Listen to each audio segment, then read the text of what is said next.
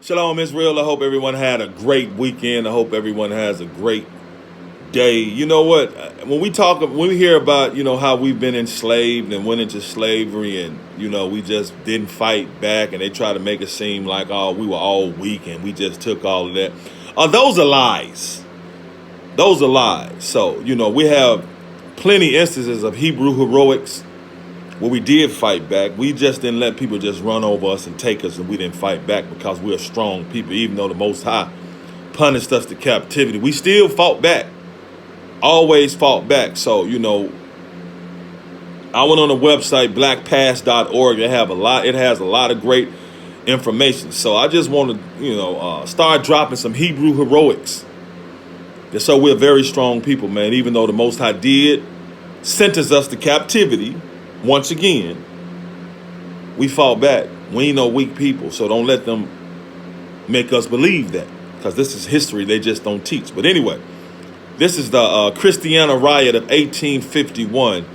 As I said, this comes from www.blackpast.org, and this was contributed by John Anderson. I'm just reading it. So it says, after the passage of the 1850 Fugitive Slave Law, open skirmishes took place between Southern slave catchers and Northern abolitionists who despised slavery and what they saw as its encroachments on the liberty and freedom of residents of the free states. Now, they like to say Northern abolitionists, but what happens is it was between slave catchers and enslaved Israelites.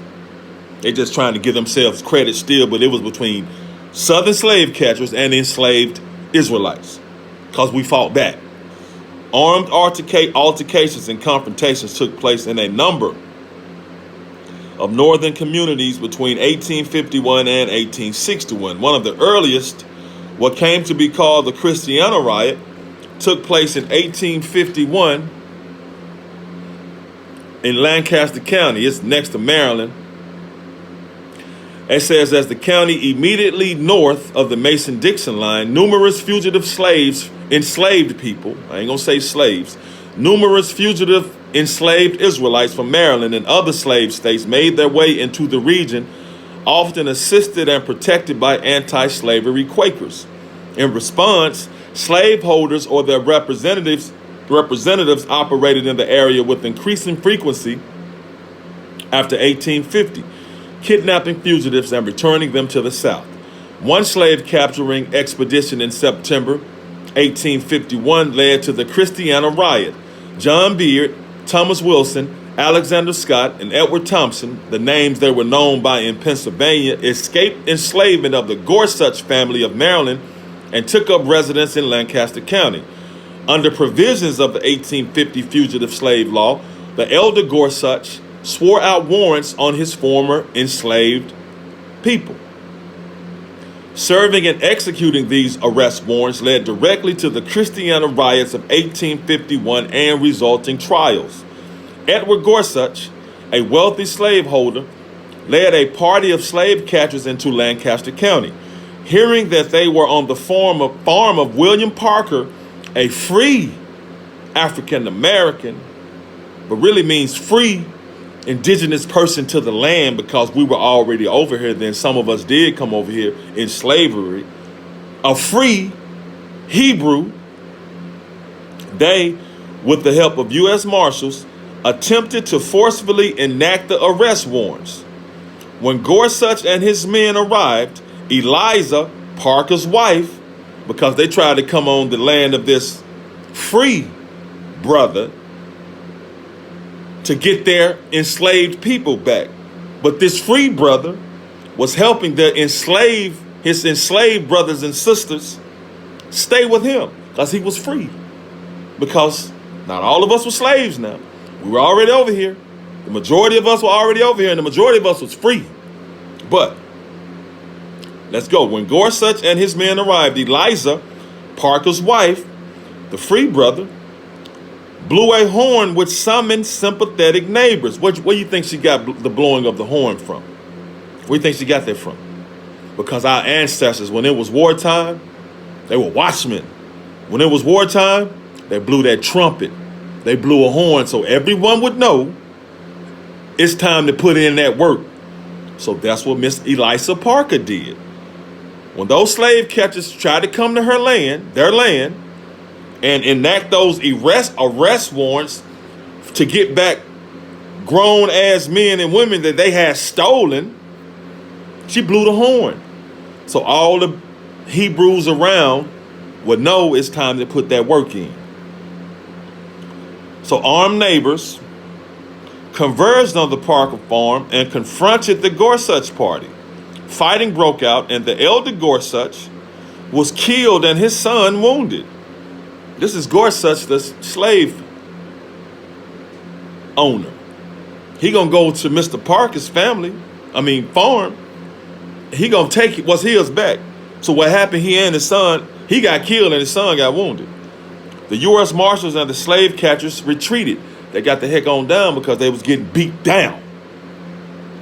Later, the Marshals returned with 3 detachments of U.S. Marines. So they went and got armed forces.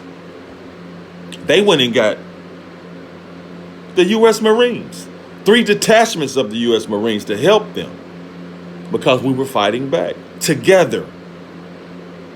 By that point, William Parker and his wife Eliza, the free Hebrews that was on their land, they had already left, and they were on their way to Canada. It says helped along the way by Frederick Douglass. 38 other people also, and they got caught and they had to go to trial. The first man brought to trial, the Quaker Castner Hanway, erroneously thought to be the leader of the anti-slavery men. He was acquitted because the leader of the anti-slavery men were other Hebrew Israelites. Since authorities thought this was the strongest case, they released the other 37 men that they arrested. The acquittal of all of the defendants was hailed by Northern abolitionists as a major victory against slavery, and especially against the Fugitive Slave Act. Southerners, however, felt that their property could not be secured even in the North. Thus, the riot became the first of a series of episodes, including Bleeding Kansas in the late 1850s and John Brown's raid at Harper's Ferry in 1859 that propelled the nation toward the Civil War. Now, this is the Christiana riot of 1851. Now, this was after the fact where they said, you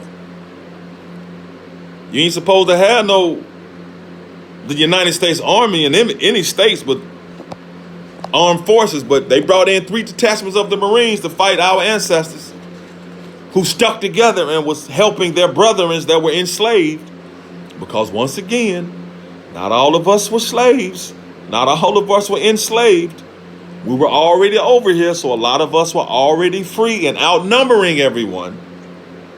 These brothers and sisters outnumbered them, so that's why they went and got 3 detachments of the Marines. So this is stuff they don't teach us. But there's great information at blackpast.org. We fought back. We just want no punks just letting you come take us and rape us and take our kids and, that don't believe that crap, man, because it didn't go down like that. And also, you know what? When they show us pictures of our brothers that they lynched, it's always pictures of little old bitty skinny dudes or either women. You don't never see no pictures of them big dudes that they snatched up because it wasn't happening as frequently as they like to tell you it was. They like to scare you and say that's what we weren't going. We weren't going. Christiana riot of 1851 is just one. There's many, and I plan on reading them. But as I said, this comes from blackpast.org. Hebrew heroics. We fight back. We strong.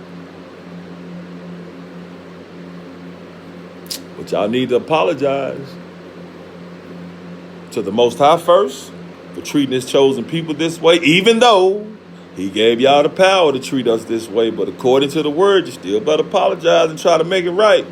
Even though you can't make it right, but you better try to apologize. But anyway, Hebrew heroics. Shalom.